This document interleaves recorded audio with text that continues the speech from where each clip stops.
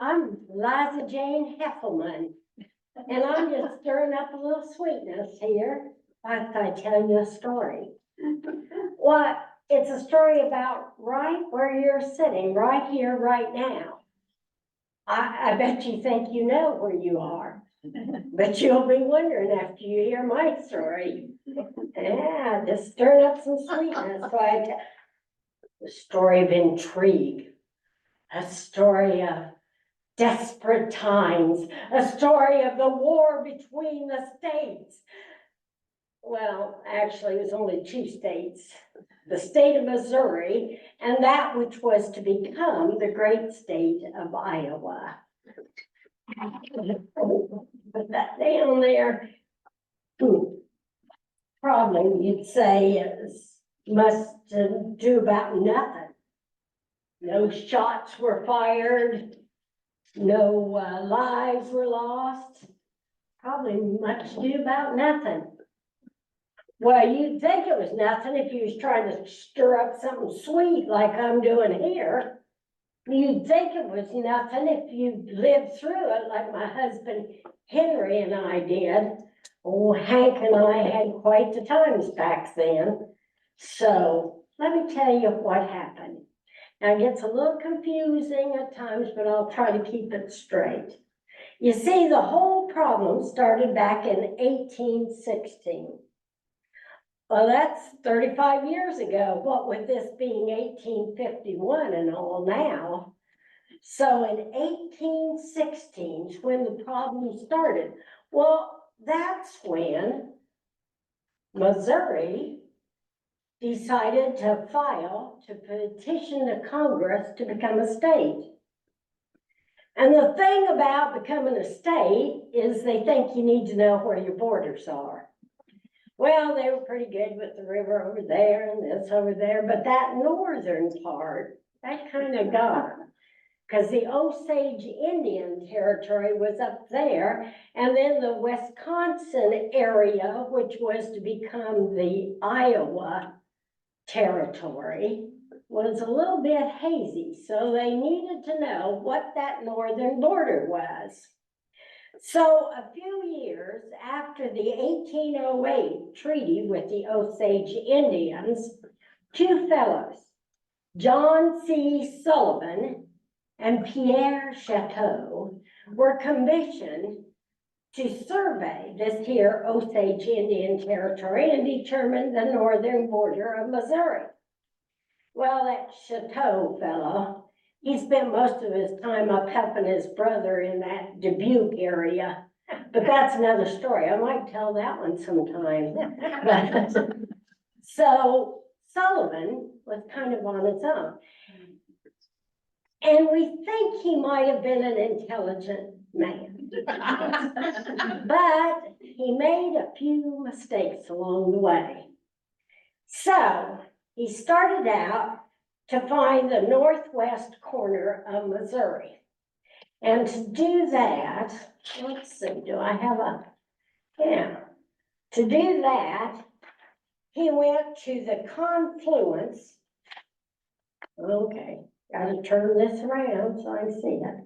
The confluence, yeah, this will work better, of the Kaw or Kansas River. Kaw was the Indian name for it, and Kansas River and the Missouri confluence. That's kind of a fancy word for where they came together. So let's see, the Kansas River, oh, I am getting that, aren't I?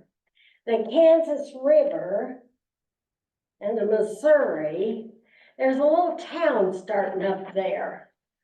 On the Kansas, it's a city. I think they're going to call it Kansas City. And it's starting about there. Well, Sullivan decided that he would make a mark there at that point and draw a line straight north 100 miles, and that would determine Iowa, where Iowa was. It ended up in Ellison. Well, and then I've got to get this because I don't quite get it either. Oh, well, let me tell you this part. See this, the Missouri, state of Missouri, and how it just goes straight up down here? No. Well, they decided they'd just take it straight up there because this land over here was no good. It was just swamp land. That's that part that's Nottoway, Atchison, Holt, Andrew counties now. Well, that wasn't even taken in until 1836 with the plat thing. Before that, they decided they'd just take this area and let the Indians have it, because it was no good. Just ask any of the farmers down there, they'll tell you. So anyway, he made this line straight up. Well, mathematical geographers will tell you that there's no line that goes straight north to the North Pole, but that the magnetic compass puts it off about 4 degrees. So the first thing that happened with Sullivan was this point was 4 miles north of where he thought it was going to be. But he didn't know that. I wouldn't have either. So he made a mark on the earth. Well, so right off, that's off from the mark on the map, which goes to the mathematical geography part. So right off, there's a little problem there. Okay, then the next thing Sullivan decided, let's see if I got this right. I told you it's 1836 before those counties became part of it, and they went clear over to the river. So the compass was straight north and the magnetic pole. So then, and that is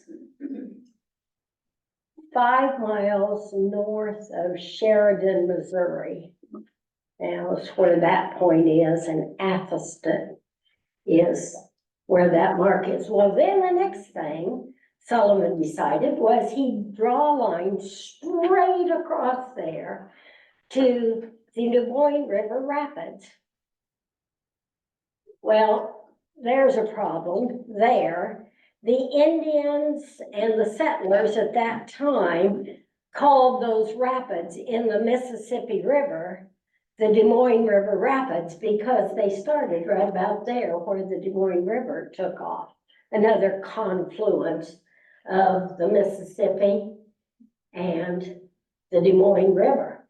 But these rapids out in the Mississippi River, they called the Des Moines River Rapids. The other problem was he drew this line straight across. Well, I have to refer to this again because I didn't quite get it. That there is no line straight that can be drawn across. The northern boundary of this here new state is the parallel of latitude passing through the rapids of the River Des Moines. So the parallel of latitude doesn't correspond with a straight line. So there, he's got a problem there too. But he didn't know that either. So, but who cares? There wasn't anybody up in here anyway, so nobody cared what the lines were or anything, but Sullivan decided to mark them across there. So, and then the other problem he had was how he marked this line. Being from back east and all, he didn't know about the weather and the wind and the rain and everything in this area. And so he made great big piles of dirt all along the way. And that marked the boundary between Iowa and Missouri. Well, it didn't make no difference whatsoever. So until about 1837, the land speculators from the St. Louis area and a whole passel of us settlers had come in that area.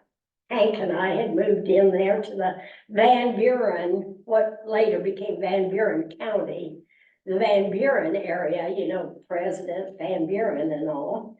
And, well, I'll show you a pretty picture that they had in 1848.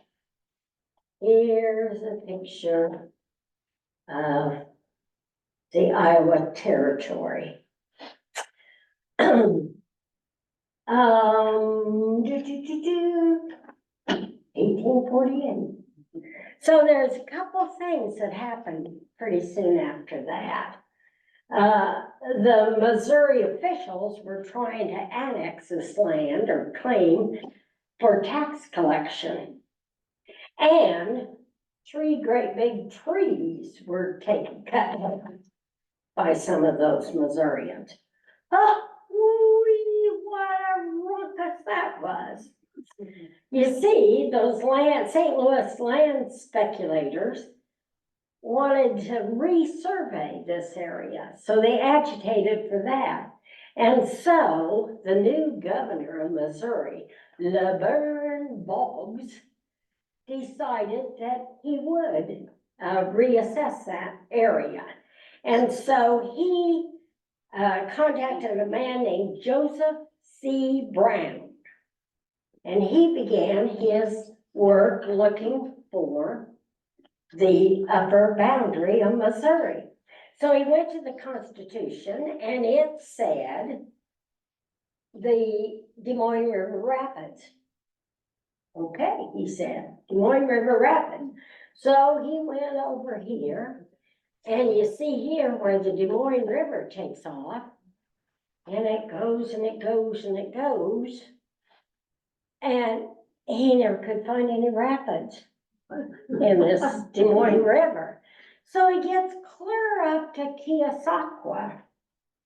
And I have, it's clear up here to Keosauqua, and well, that's that up will help. And so he marks this land.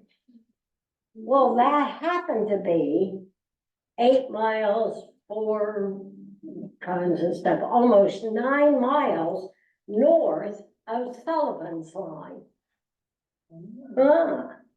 But he said it had to be because that's where the rapids in the Des Moines River were. So then he marked this across. Now, when you get clear over to the Missouri side, that ends up being about 11, 13 miles difference. So, where are you sitting?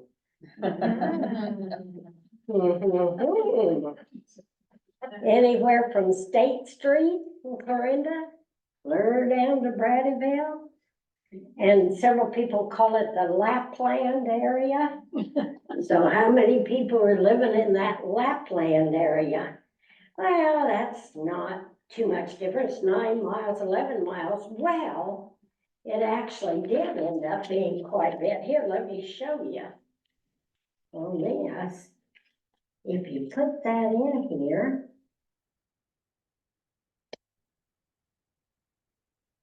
that orange area shows you 2,600 square miles of this disputed area. So, what to do, what to do? Well, this Governor LeBurn Boggs decided, this was a good area here. And so he sent tax collectors up to collect taxes on all these settlers, all of us guys up in there in Van Buren area and everything. So in October of that year, Uriah, what's his name? Sheriff Uriah, Sheriff Uriah Gregory came up there. We told him no, we're in Iowa territory and we're not gonna pay any of your taxes. So we took our pitchforks and stuff and we sent him running right on back to Missouri. Okay, we thought that was taken care of. Oh, but that Laverne Boggs, that Missouri governor, he was still wanting to get some of his money. So he kept sending tax collectors back up there and all. And in the midst of all this, a couple of them were afraid they couldn't collect any money from us because we weren't going to pay anything. They said, well, we'll just cut down some of those trees there and that'll give us at least some money we can take back. So 3, 4 big hollow trees. What difference does that make? Well, those hollow trees held wild bee honey. Remember, I told you that was very important to us because there were no sugar mills then, there were no sorghum mills or any of that at that time. And so the honey bee honey was how we sweeten things. Land and Goshen. Man, that brought up quite a stir. That was war. And that was called the Honey War. So, but we sent Uriah Gregory back down and everything. Well, that really got Laverne Boggs all hot and bothered. So he called up a militia, 1,200 to 20, he called up 2,500, but 1,200 or so showed up. And, where's my little marker things? They came up to right there, Clark County. Oh, let me find the name of it. It's a name we all know.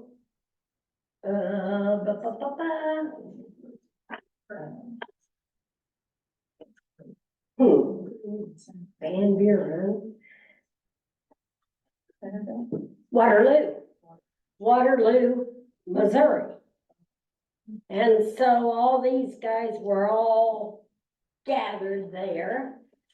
And so the new territorial governor of the Iowa area, Robert Lucas, got all hot and bothered, and he was like, well, that's not going to happen. Now, there was some thought about that because the Iowa territory did tell him to stand down and for the governors to figure it out.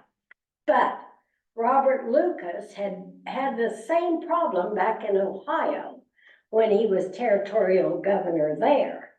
And so he said, nope, we're not having any of that. So he called up, 1,200 or so fellas, an army from this loosely made place. And they went to Farmington, Iowa, about 600 to 1,200 of them. So there they are sitting up there. And then if these guys will stay put, there they are. And they're looking across at each other like, when's this war gonna start? And Robert Lucas even said, this dispute may ultimately lead to the effusion of blood. Ooh. And it might have. The first one was when Sheriff Uriah Gregory of Clark County, Missouri, went back up into Van Buren County territory to levy and collect property taxes. You know, he tried to be poor and he came back again and again. Well, after we rejected him and all, he still kept coming back. And so the sheriff, the Van Buren County sheriff, had to arrest him. Well, that was Henry Heffelman.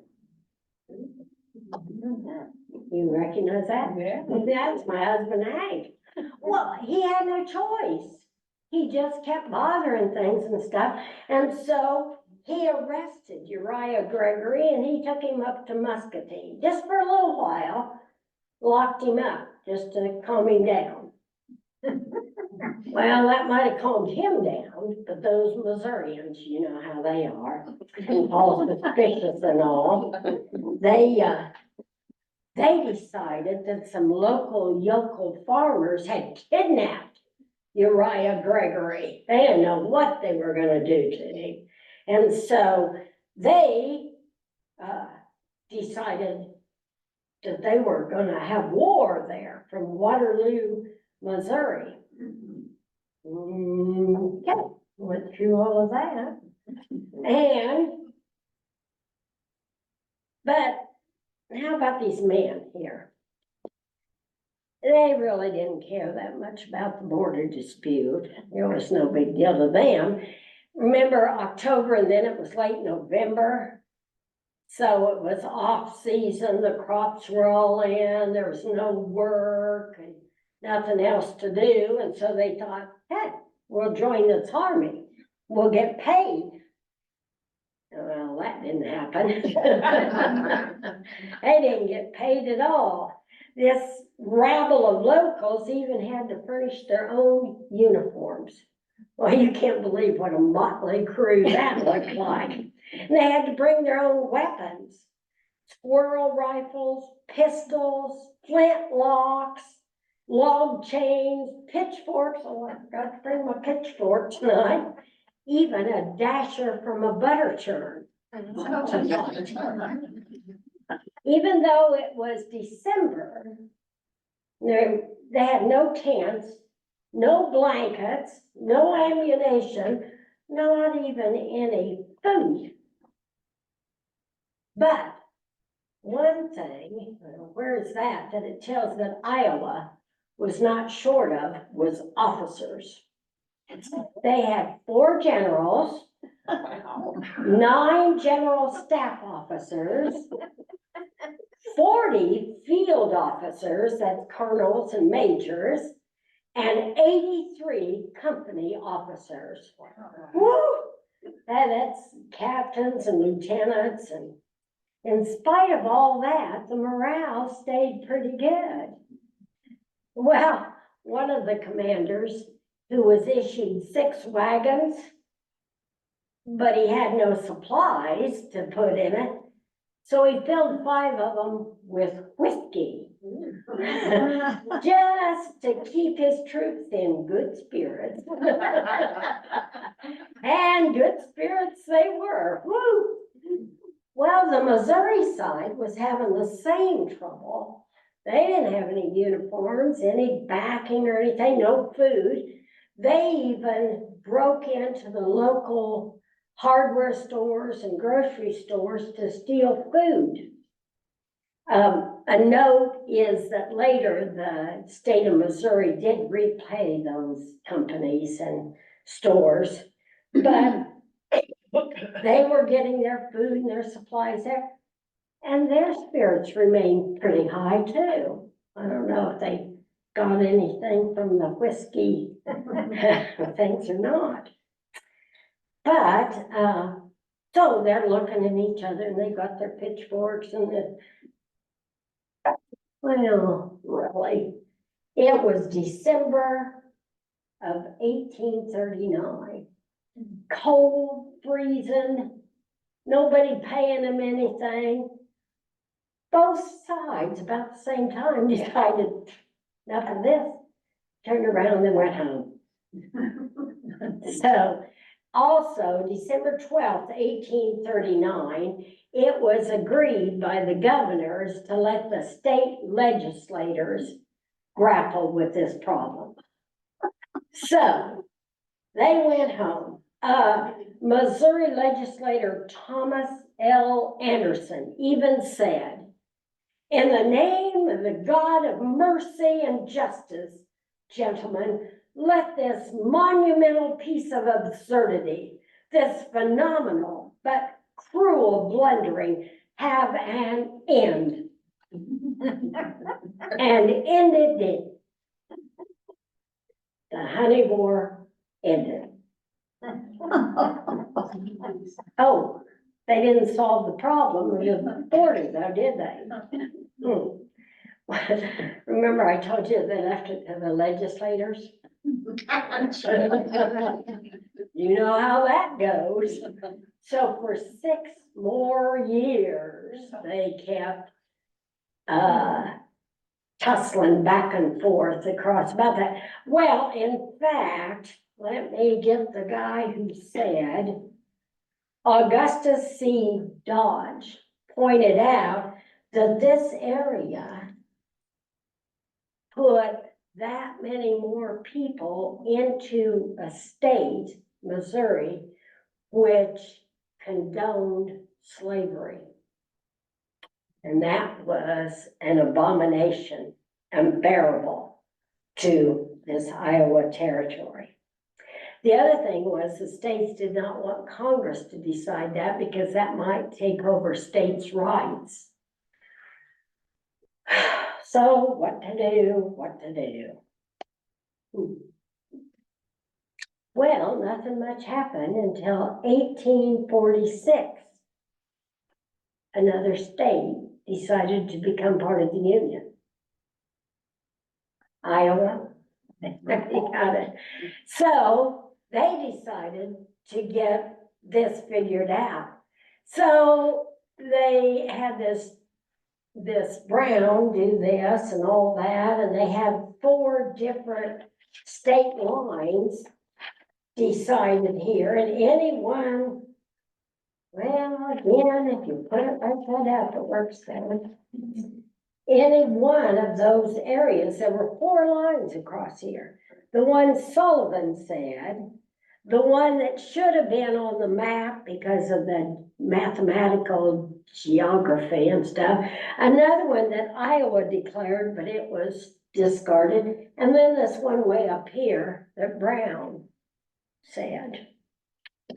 So they went on and on about it, and they were deciding which one, but the Missouri governor, now this is a new governor down there, but he was about as stubborn as the last one. He said he would not take any word of this until it was decided in court. And so Iowa took it to court in 1846. Well, you know, court, they're just about like legislators. So nothing much happened in 1846, went to 1847, 1848. Finally, it was heard in 1849, and the final decree was issued April 6, 1849. Oh, you want to know what it said?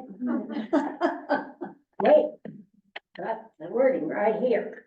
This court doth therefore see proper to decree, and doth accordingly order, adjudge, and decree that the true and proper northern boundary line of the state of Missouri and the true and proper southern boundary of the state of Iowa, blah, blah, blah, blah, blah, on and on, should be the 1816 John C. Sullivan line of the Osage Indians.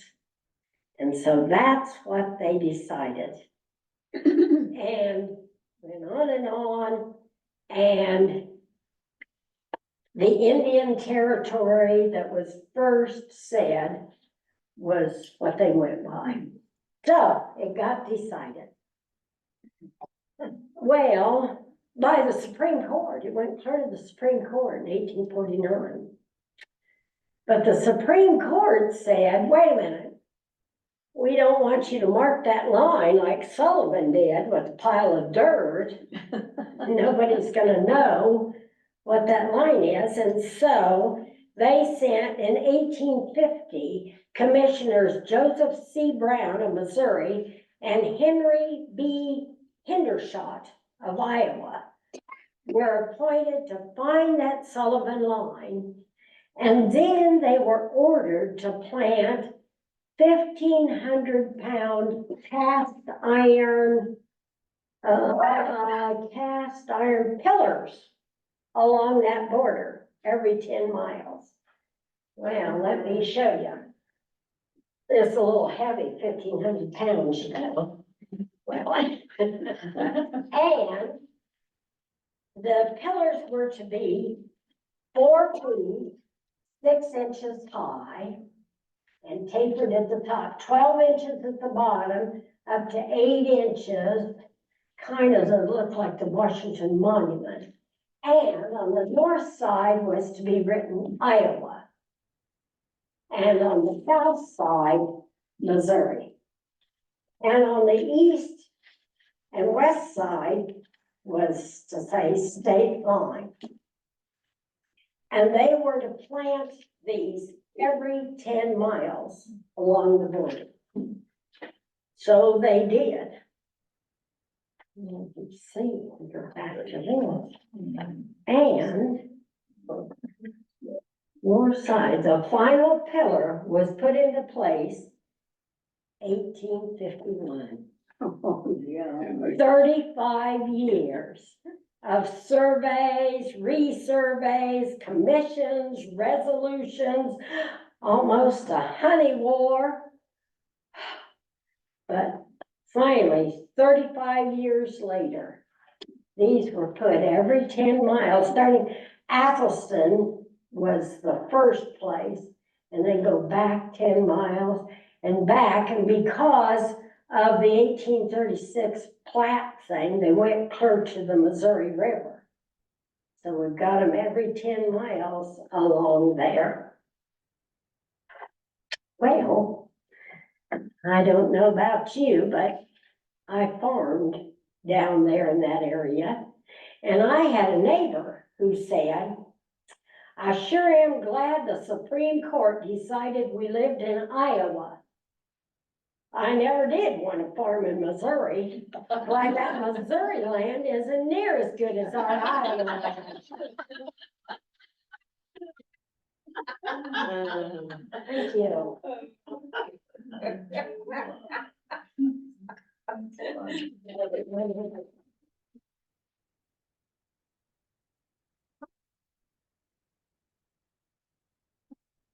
So now you know where you are?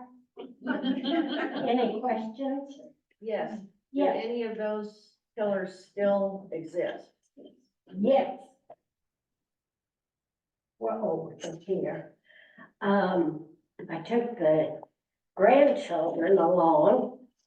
Elaine Christensen isn't here. You go along 333, J64, toward Blanchard. North of Blanchard. Here I am. This must be a while back because I got kind of brownish red hair. And we're going along 333 and you go south about a mile or so, and there's a sign that says, this is a stake that says state line border, and down in the grass there we could find the top of one of those pillars.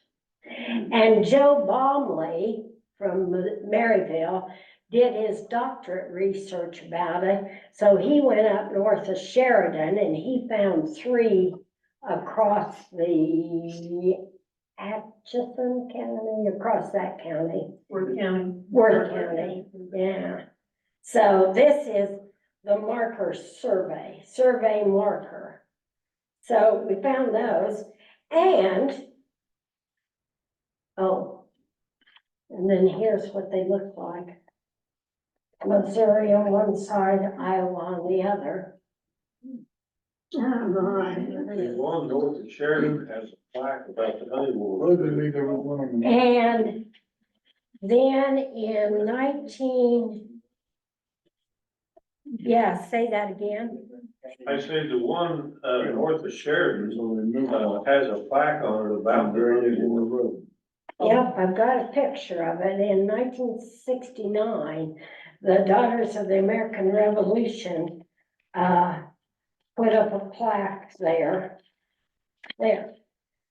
October 2nd, 1989, a bronze plaque with a stone on the Missouri red granite was dedicated by the Virginia Daughters chapter of the DAR, 4 miles northeast of Sheridan.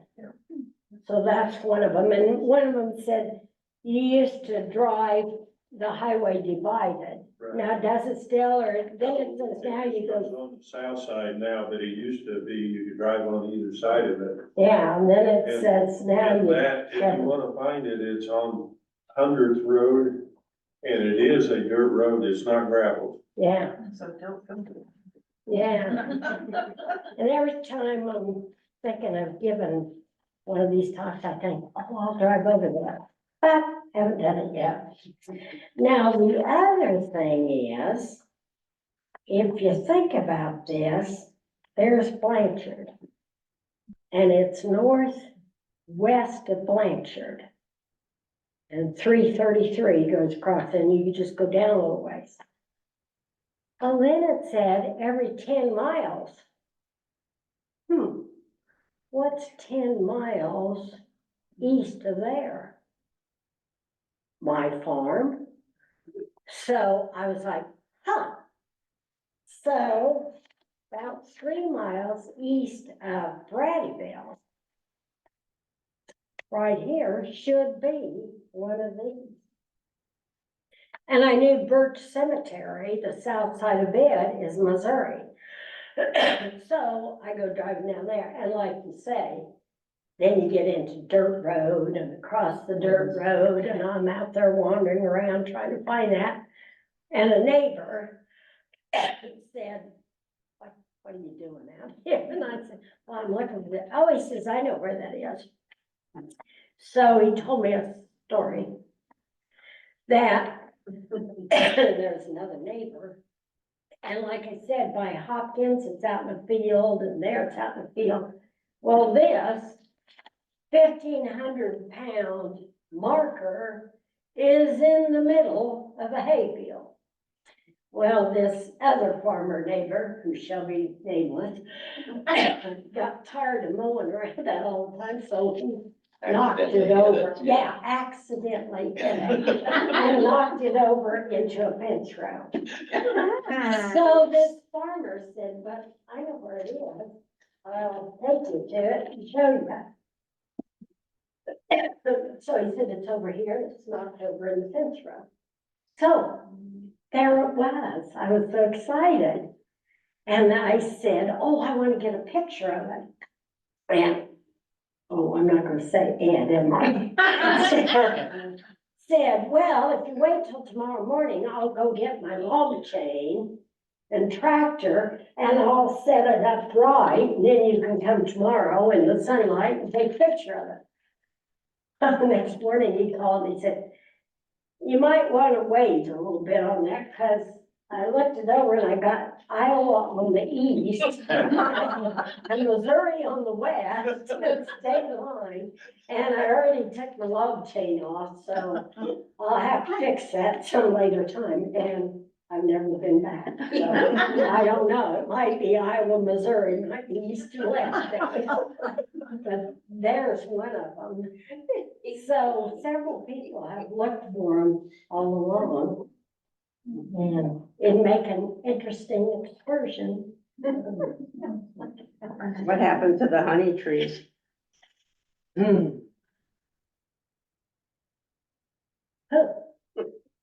don't know. Where, would the honeybees go away then, or would they, surely they get in some other? And then pretty soon, sugar mills came along. But did they actually cut them down then? Yep, they cut the whole trees down Oh, and started to take them away.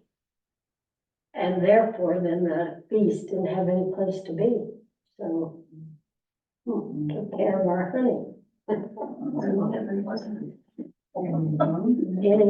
Any other questions, comments? You said one of the markers is north of Blanchard? North, east of Blanchard, about a mile south of 333. I can take together sometime. Well, but isn't that in Iowa? Well, 333 is in Iowa. So if you go a mile south, come to a dirt road and all that. Well, that's the borderline. You're saying Blanchard is half Missouri and half Iowa, so it must be straight east of Blanchard. I'm saying 333 is. Yeah, and it was pretty weedy and, yeah, and see, that's just the top of it. The top of this is clear down in the grass. Oh, another one, or two came up over at, Hamburg. See, you've got Hopkins over there, but over here. Oh, the 60-mile marker is clear over about to the river, about to Hamburg. Well, when the floods came through there in 93 and stuff, it kind of brought up one of those markers. Really? Yeah, so why is it called the 60-mile marker? Because it's 60 miles from Athelston, which is that again. That's. I've been told on the Iowa one, the first one in 10 miles, Uh-huh. was in the middle of the road where the Fremont County needed to make a fill. Yeah, So they took this marker and moved it over to the 10 miles and buried it in the middle of the road.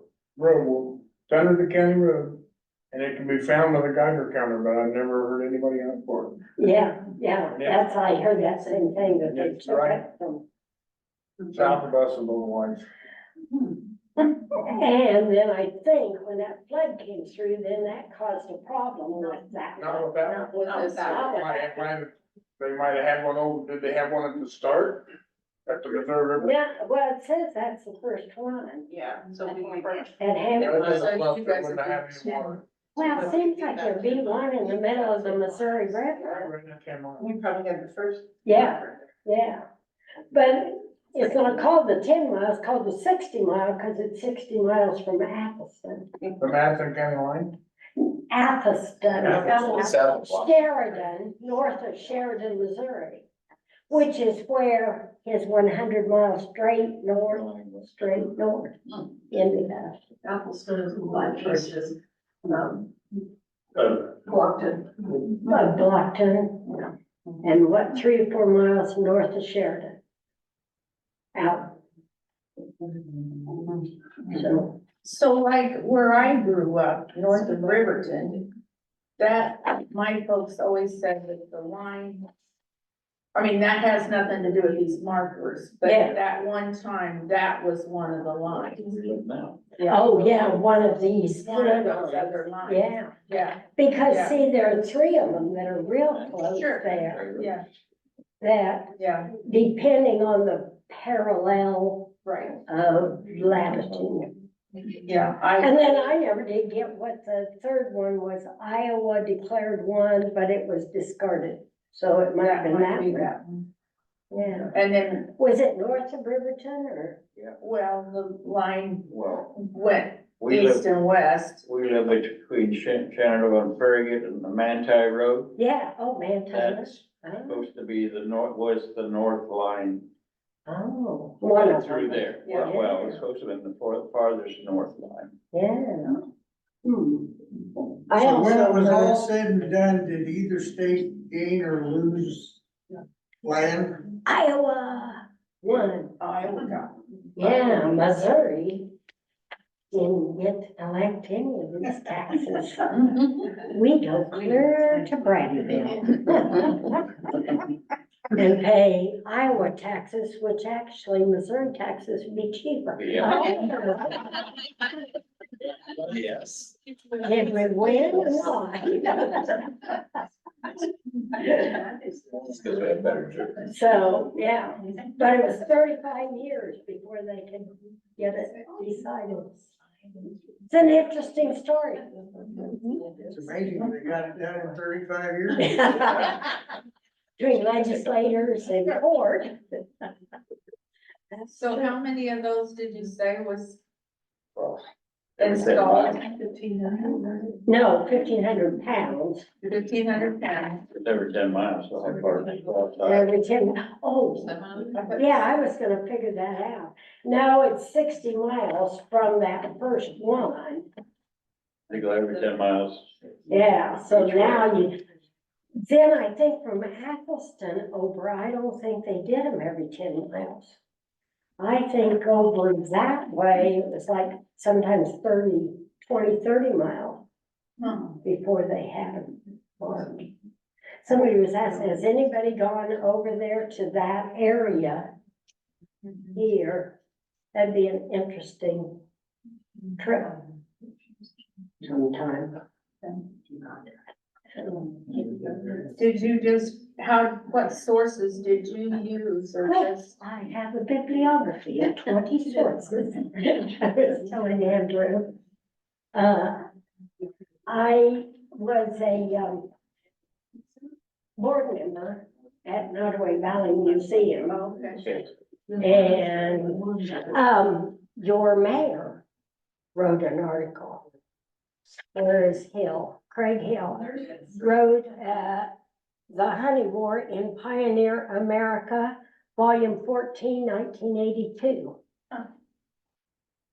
And then I said about this, Joe Baumley from Maryville, he did a doctorate thesis on it. Don Brown, The Land Across the River.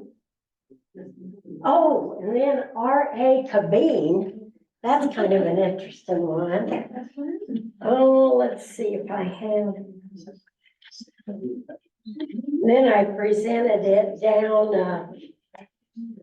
in Maryville at the Nottoway Museum in Maryville, there. And there's several at the college that had studied it. And they pretty well concurred with what I had learned. But there was an R.A. Cabine, someplace I have a picture of him, and this is Joe Baumley. But R.A. Cabine,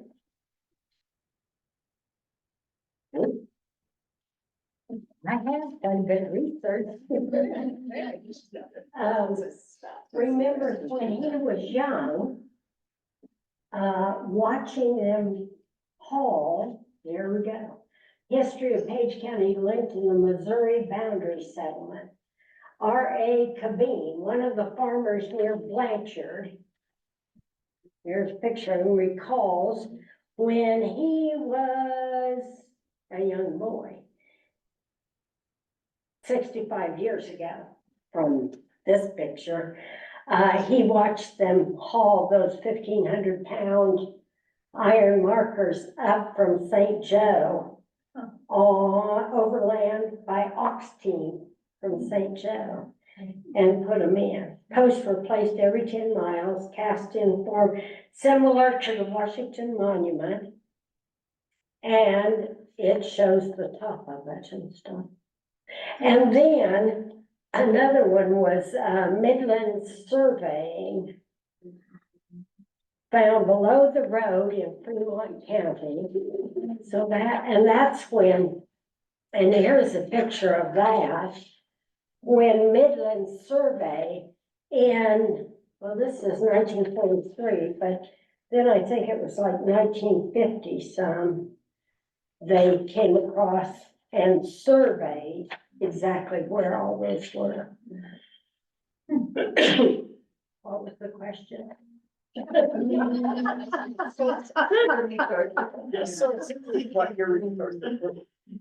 Yeah, did I lose those sources? Anyway, I was a board member at the Nottoway Museum, and I saw some exhibit, well, it wasn't even a full exhibit thing about that. Kind of got interested in it, more interested in the word. And had putting all those sources. So, yeah, so there's, and Elaine Christensen knows or had studied it quite a bit. So, I didn't give you that bibliography, did I? No. Anyway, I have lots of sources, ended up being 20 of them. Okay, I should sit down here. Thank you.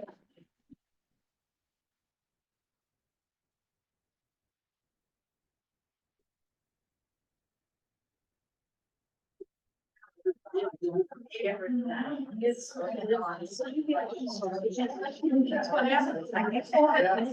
Good source. Yeah. Oh, thank you.